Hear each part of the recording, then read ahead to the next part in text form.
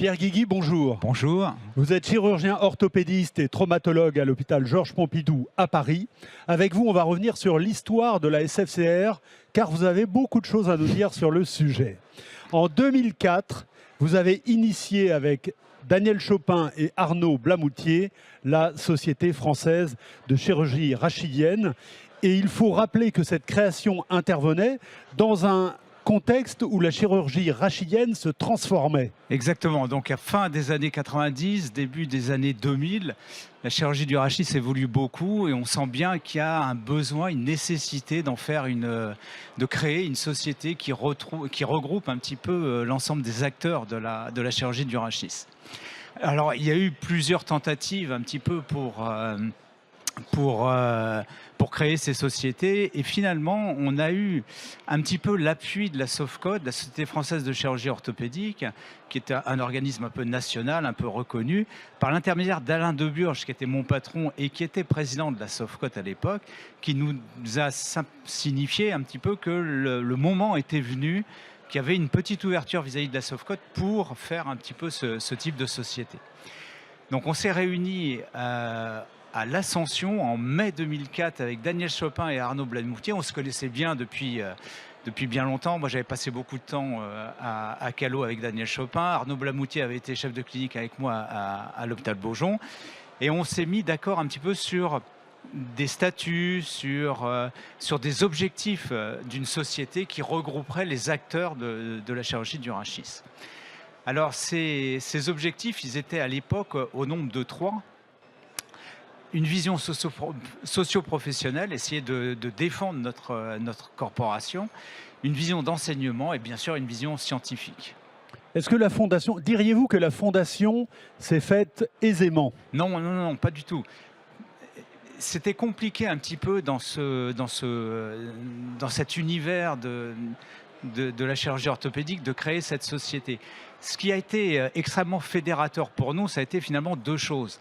De s'appuyer sur la SOFCOT, la Société française de chirurgie orthopédique, et on a été société fille très rapidement, puisque les statuts de la SFCR ont été déposés en août 2004, et on a fait une demande d'adhésion auprès de la SOFCOT comme société fille, qui nous ouvrait un certain nombre de droits, en juin 2004, donc très rapidement après notre première réunion. Et le fait d'avoir cet appui de la SOFCOT, donc un appui officiel, national, reconnu, et le fait d'avoir choisi Daniel Chopin comme premier président, qui était un homme très fédérateur vis-à-vis de la chirurgie du rachis, qui était reconnu, qui était à la fois reconnu nationalement, qui était reconnu internationalement, et qui finalement était extrêmement fédérateur, nous a permis un petit peu de décoller et que cette idée prenne un petit peu. Alors, outre le bureau exécutif, la SFCR va alors se doter de commissions qui vont aider à son essor. Alors, une fois l'idée et les statuts déposés, on fait une première réunion de travail à Cochin en octobre 2004 avec une quarantaine de personnes. Alors, on a choisi 40 acteurs qui nous paraissaient importants en chirurgie du rachis, en ayant soin de bien choisir des gens du privé, des gens du public, des gens de Paris, des gens de province. Oui, ça c'est important, cette dimension. Oui, associer tout le monde, n'exclure personne. Extrêmement fédérateur. On a posé les bases de la société à cette réunion, ce qu'on a appelé l'appel des 40, et ces 40-là ont été ce qu'on appelait les membres fondateurs. Et la première assemblée générale, l'assemblée générale dite fondatrice, c'est novembre 2004 à la SOFCOT, durant le congrès de la SOFCOT, là où on a réellement posé les bases de la SFCR, où on a créé un bureau exécutif, bien sûr, mais on a eu l'idée de faire un certain nombre de commissions qui seraient un peu l'âme de la société, les groupes de travail un petit peu, et c'est ce qui a perduré durant les 20 dernières années, bien sûr. Et le nombre de ces membres va dès lors rapidement augmenter. Très rapidement, finalement, ça a pris tout de suite, on n'a pas eu de blanc. Et dans les discussions qu'on a eues, à la fois à la réunion d'octobre et à l'Assemblée générale constituante, on a bien veillé à mixer privé-public, Paris-Province, et on a eu directement l'idée, bien sûr, d'intégrer les pédiatres. Ça, c'était très important, puisqu'il y a toute la dimension de déformation rachidienne de l'enfant. Et on a eu l'idée de dire, il faut que les autres acteurs de la chirurgie du rachis, que sont les neurochirurgiens, soient intégrés. Et de fait, ce qui est très intéressant et très marrant à voir, parce que j'ai revu un petit peu tous les papiers qu'on avait à l'époque, puisque moi j'étais secrétaire à l'époque de la SFCR, on a commencé les réunions avec les neurochirurgiens en novembre 2005, donc très rapidement après la création de la société.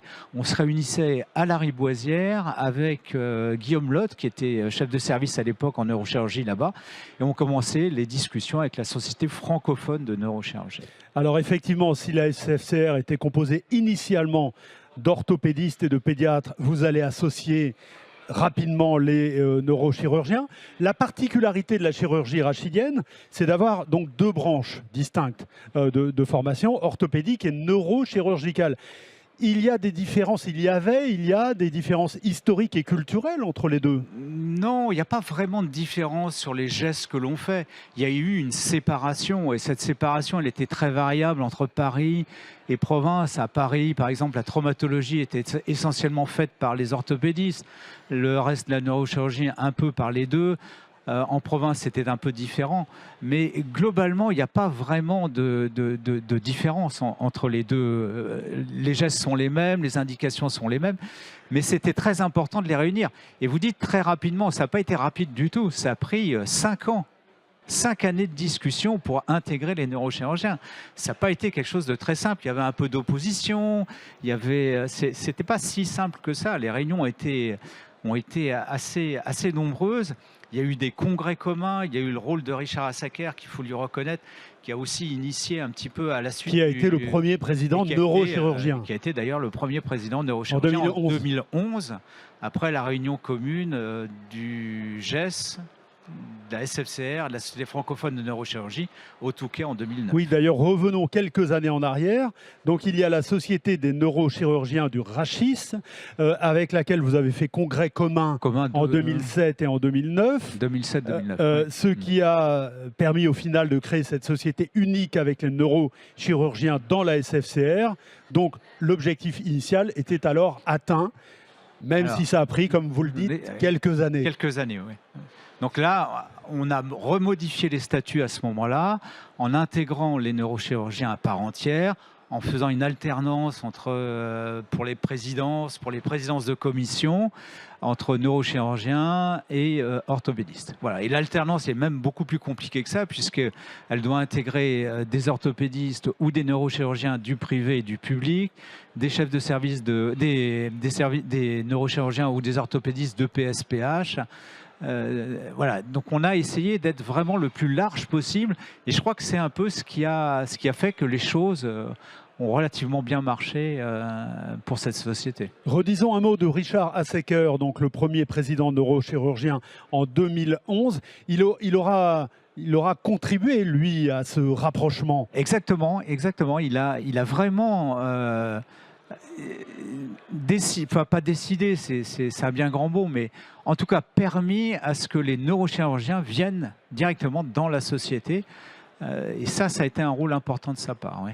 Alors, date importante, vous en avez parlé un petit peu, revenons-y, l'intégration du groupe d'études de la scoliose en 2015-2016. Alors oui, alors là, donc dans les acteurs de la chirurgie du rachis, il y a différentes parties dans la chirurgie du rachis. Il y a le rachis dégénératif, tumoral, traumatique, et il y a la déformation rachidienne.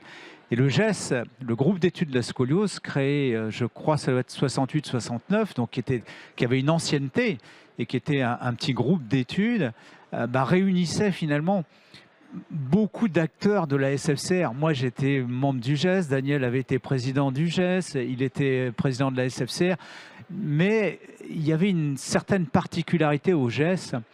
Il y avait à la fois des chirurgiens, à la fois des fondamentalistes, à la fois des rééducateurs, des médecins. C'était une société centrée sur une pathologie, avec des acteurs multicartes, hein, c'est-à-dire des acteurs qui étaient à la fois chirurgiens et non chirurgiens. Et ce groupe d'études avait cette particularité d'être de taille relativement petite, assez familiale, avec des discussions. Et ils avaient finalement, il y avait une certaine crainte vis-à-vis de la SFCR, qui était une société un peu plus importante.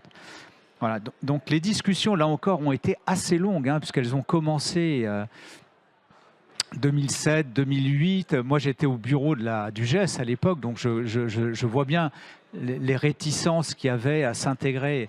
Et ça a pris 4-5 ans, de la même façon, pour intégrer le GES à la SFCR. Donc ça veut dire qu'il a fallu à chaque fois convaincre, persuader, Exactement. expliquer. Ouais, exactement. Et ça a été beaucoup de discussions. À la fois, il y avait des arguments qui étaient bons d'un côté comme de l'autre, hein. Ça n'a pas été simple d'intégrer à la fois les neurochirurgiens et le GES. Donc le GES, c'est la 3e grande date, moi je dirais, dans l'histoire de la société. La création, l'intégration des neurochir et l'intégration du GES. Et finalement, voilà, on a une journée à part, enfin pas à part, une première journée des formations qui est le jeudi en général, au début du congrès. Et il y a une journée d'hiver consacrée à la déformation. Donc on a maintenu cette particularité.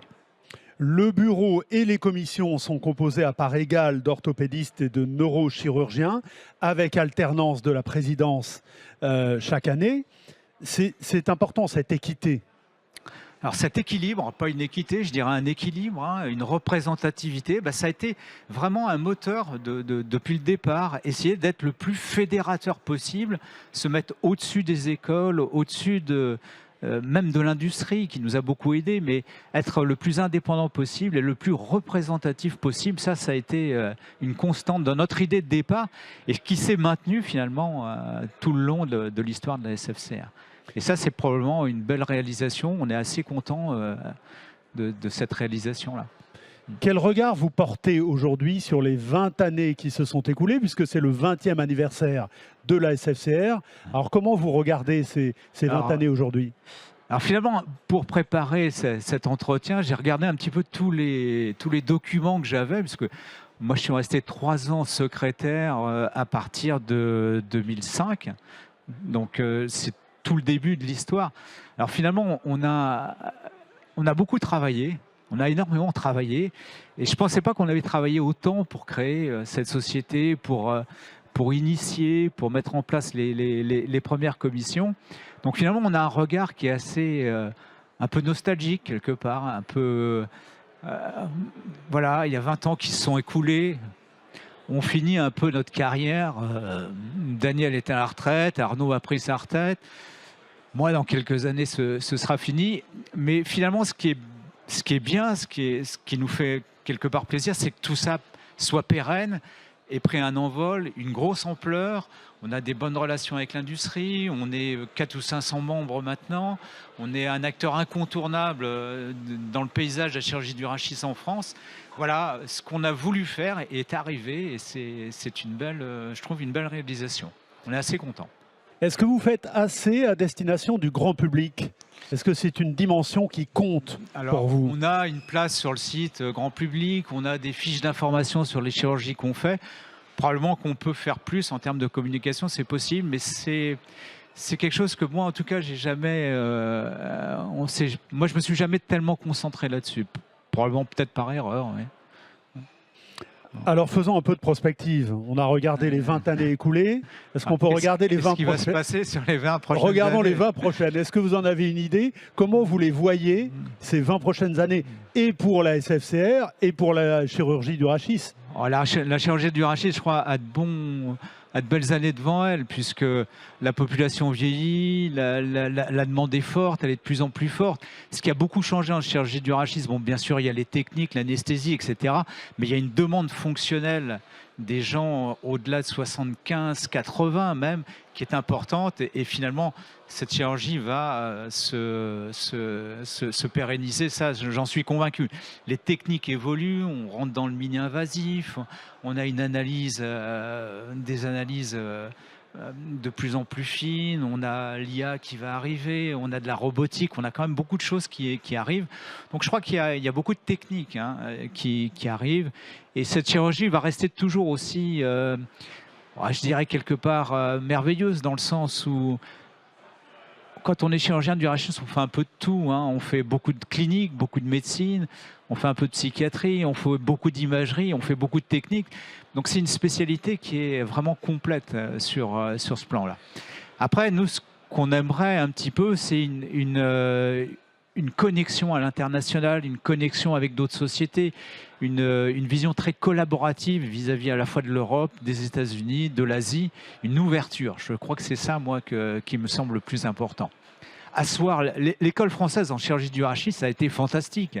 Fantastique, hein. À partir des années 90, on a une empreinte, la France a une empreinte dans l'histoire de la chirurgie du rachis, et je crois qu'il faut essayer de conserver un petit peu tout cela, quoi.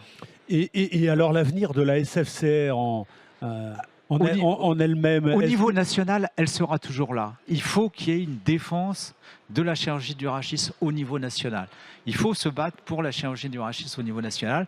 Il y a une dimension corporative qui est très importante, socio-professionnelle, qui est très importante dans notre métier, assurantielle, vis-à-vis des tutelles, vis-à-vis des remboursements. Cette dimension, elle doit rester, elle est importante.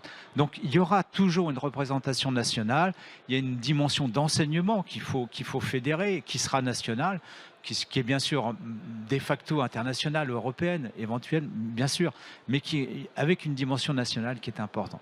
Mais je crois que moi, ce qui me paraît important, c'est le développement et la collaboration avec le reste du monde, quoi. Ça, c'est probablement une dimension importante. Et d'ailleurs, quand on avait fait dans les premières commissions, et une des commissions qui a disparu, je regardais, c'est ce qu'on appelait la commission relations extérieures, relations avec les autres sociétés, relations avec les autres corporations. Ça, c'était quelque chose qui déjà enfin en tout cas moi, m'intéressait beaucoup. Je vous laisse le mot de la fin, Pierre Guigui. Qu'est-ce que vous souhaiteriez ajouter en ce jour de congrès? Moi, je vous ai à peu près tout dit. Voilà, un regard un peu nostalgique sur les 20 années écoulées, ce d'autant que, bon, on va forcément changer. Enfin, ma trajectoire personnelle, la trajectoire personnelle des gens avec qui on a monté tout cela, ils étaient nombreux à changer. On a toute une génération qui arrive et c'est assez fantastique, assez merveilleux quelque part, quoi. Oui, je sens un regard un peu ému quand même sur les 20 années écoulées. Hein. Je crois qu'on peut dire que ça a occupé une grande partie de notre vie, quoi, tout ça. Ça a été... c'était beaucoup de travail, je crois qu'on y a mis beaucoup d'une autre, quoi. Merci d'avoir répondu à mes questions, Pierre Guigui.